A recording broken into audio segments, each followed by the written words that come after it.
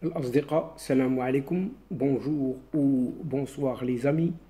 J'espère que vous allez bien partout où vous vous trouvez.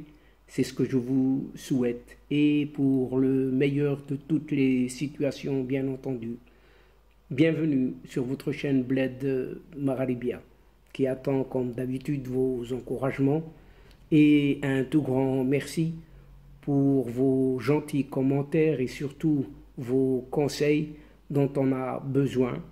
Et surtout, abonnez-vous pour rester informé et rester en contact avec nous. Pour moi, je suis heureux et content de vous retrouver une nouvelle fois à travers cette nouvelle séquence. Chers amis, mesdames et messieurs, cette vidéo revient sur un certain Polisario qui annonce un nouveau gouvernement. Mais finalement, pourquoi faire? Oui, pourquoi faire? Et nous tenterons de répondre à cette question.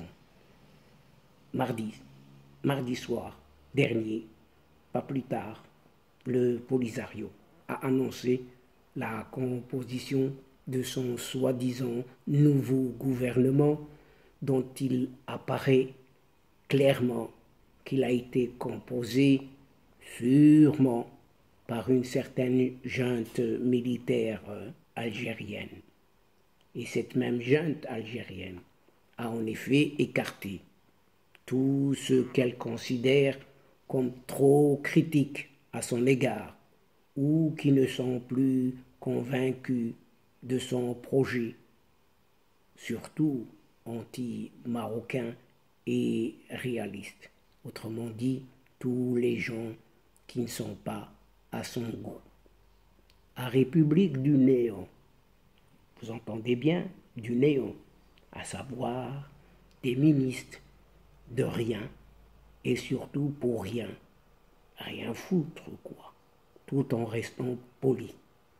Quelques 23 ministres et ministres délégués, 13 conseillers à la présidence, excusez du peu, dont 4 qualifiés de ministres conseillers ont été nommés mardi soir dernier par un pseudo-chef du Polisario que vous connaissez désormais, Brahim Ghali, alias Mohamed Ben Battouche, en plus de 5 Wali, et exactement à l'exemple de sa marraine algérienne.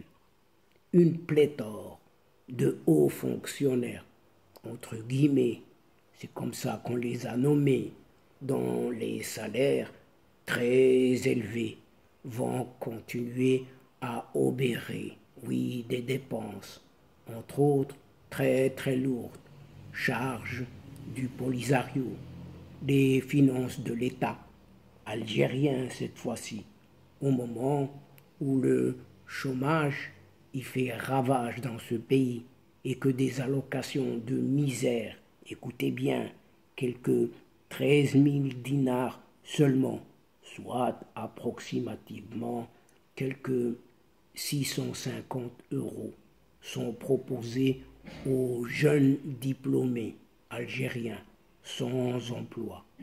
Et avec un tel salaire, cette malheureuse jeunesse ira s'acheter une certaine émancipation aux aspirations tant convoitées d'une certaine émigration, là où cette herbe, cette fameuse herbe, est plus verte que chez soi.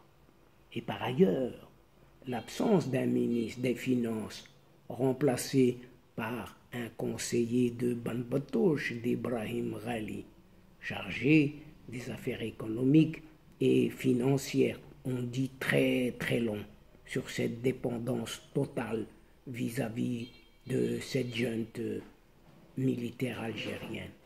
La non-attribution de façon expresse du portefeuille de la défense, cette fois-ci, au sein de ce gouvernement fantoche du Polisario, et elle sujette à moult interprétations. Oui, on parle partout de cela. Dans la nouvelle liste des soi-disant ministres du Polisario. Trois noms de l'ancienne vieille garde du mouvement séparatiste ont complètement disparu. Fini, effacé de la carte. Il s'agit d'abord de Mohamed Ould Salek, ministre des Affaires étrangères depuis 1998. Mohamed Ould Salek devient ainsi conseiller diplomatique de ce Brahim Ghali et cède sa place à l'ancien ambassadeur des séparatistes en Europe, puis en France, un certain Mohamed Sidati. Le riche homme d'affaires Ould Salek, dont le fils a ouvert nombre de cliniques privées en Amérique latine, avec quel argent? Oui, tout le monde le sait, et ainsi sacrifié lui sur l'autel des revers de la diplomatie algérienne dans le dossier du Sahara marocain. Pour sa part, Omar Mansour, du clan tribal d'Ouled Dlim, a perdu le portefeuille de l'intérieur et se voit remplacé par une certaine Algérienne, Ergibia de Tindouf, Mrim Selk Hmada, qui compte depuis plusieurs années les yeux et les oreilles des services de renseignement algériens au cœur de la direction du Polisario et des camps de l'Ahmada. Vous voyez, tous ces trois sont barrés de ce registre de ces ministres polisariens. Revenons-en à ce Omar Mansour. Lui aurait pâti de son indiscrétion, papote beaucoup, parle beaucoup, dit n'importe quoi sur les relations, entre autres, entre Téhéran et le Polisario, quand il a annoncé en octobre dernier que les drones iraniens vont incessamment être livrés par l'Algérie au Polisario afin de servir dans des attaques contre le Maroc. Et on les attend toujours. Oui, on les attend toujours. Rien ne sert de parler. Oui, trop tôt. Et d'autre part, pour la première fois dans l'histoire des pseudo-gouvernements de ce Polisario, le nom d'El-Bachir Mustafa Saïd, frère cadet du premier fondateur du Polisario, El-Wali Mustafa Saïd, ne figure pas à un poste de responsabilité. Oui, rétrogradation terminée. Rétrogradé, Brahim Ghali Ben Battouche s'est séparé également de l'éternel numéro 2 du Polisario, un rival qui s'est aussi montré très critique ces derniers temps à l'égard du régime algérien et non polisarien. En effet, El-Bachir Mustafa Saïd a ouvertement accusé l'Algérie d'avoir non seulement conduit le Polisario au suicide diplomatique et militaire en le poussant dans sa vaine tentative de fermer le passage d'El Guergueret en octobre-novembre 2020. Il faut s'en souvenir tout de même. Mais aussi et surtout d'avoir été incapable de lever le petit doigt. Par la suite, quand l'armée marocaine a définitivement chassé les milices du Polisario de toutes les zones tampons de ce fameux Sahara occidental, mais marocain tout de même, quoi qu'on dise, quoi qu'on fasse et quoi qu'on pense. C'est suite à ce fiasco qualifié par El-Bachir Mustafa Saïd de défaite. Oui, et le mot est prononcé, défaite, même cuisante, qu'il a demandé à Ben Battouche, Brahim Ghali, de rendre son tablier, tout simplement. Il s'est même présenté contre lui le mois dernier en tant que candidat au secrétariat général du Polisario, l'obligeant même à organiser pour la première fois une opération de vote.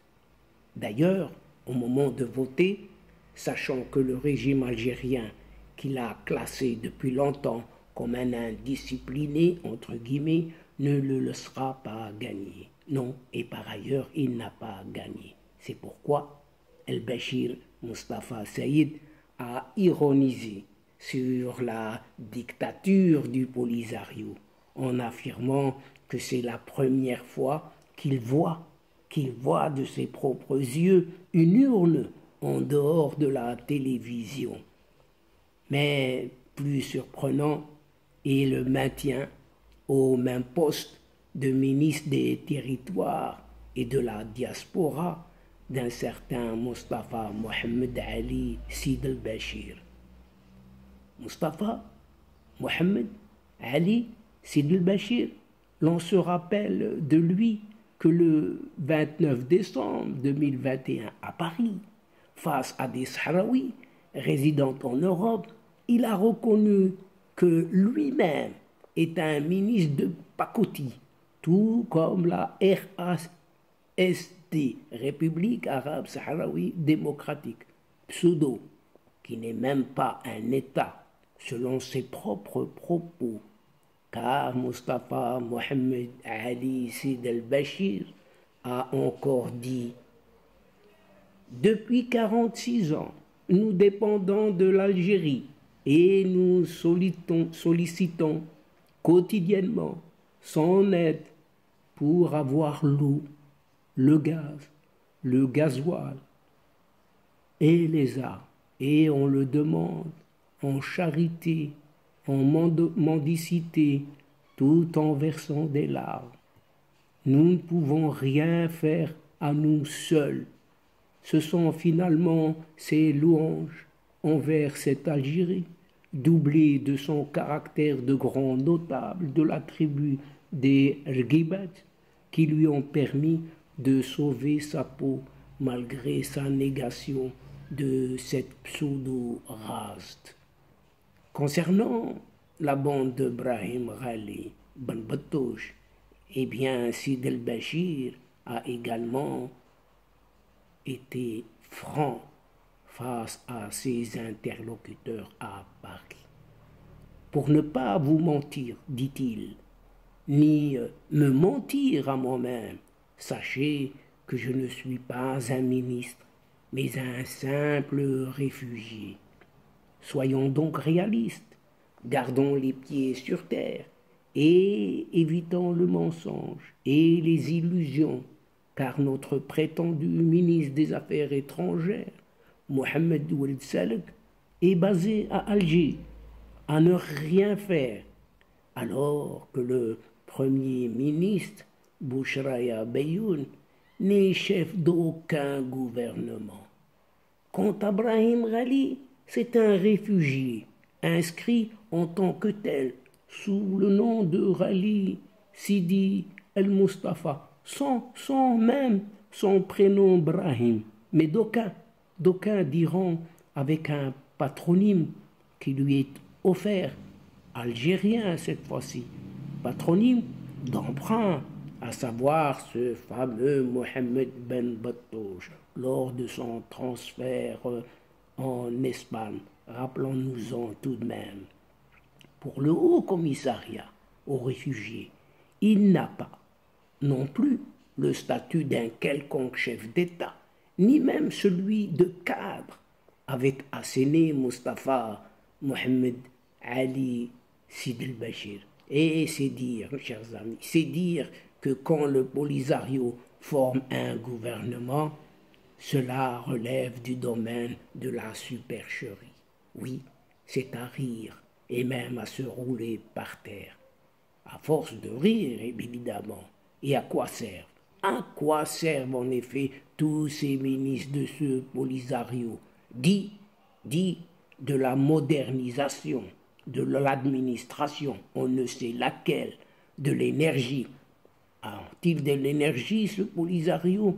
Du transport, oui, à pied, dans les camps de la désolation de ce Lahmada, un territoire où les populations survivent malgré bon gré en vase clos grâce aux quelques miettes de la mendicité internationale, tout en étant condamnés par la force des choses depuis 5 décennies à servir de façade uniquement à cet agenda anti-marocain.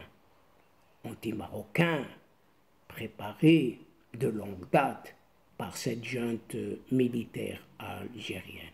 Et donc, chers amis, mesdames et messieurs de la chaîne, c'est ici, sur cette annonce de ce Polisario, d'un nouveau gouvernement complètement fantoche, mais décidément pour quoi faire. La réponse est toute trouvée. Pour rien, absolument rien. Et bien que prend fin cette mini-séquence en prenant congé de vous, tout en espérant vous retrouver avec un immense plaisir. Et comme d'habitude, merci pour votre fidélité en nous écoutant jusqu'au bout des séquences. Mais n'oubliez pas de nous soutenir mutuellement et de nous aider en vous y abonnant afin d'être informés rapidement. Aussi, n'hésitez pas de partager au grand maximum les séquences vidéo autour de vous et partout où vous pouvez le faire. Pour moi, il ne me reste plus qu'à vous dire au revoir les amis. Al-Asdiqa, salam alaikum wa rahmatullah wa barakatuh. À la prochaine fois et à bientôt. إلى اللقاء في حصة أخرى إن شاء الله. مع السلامة.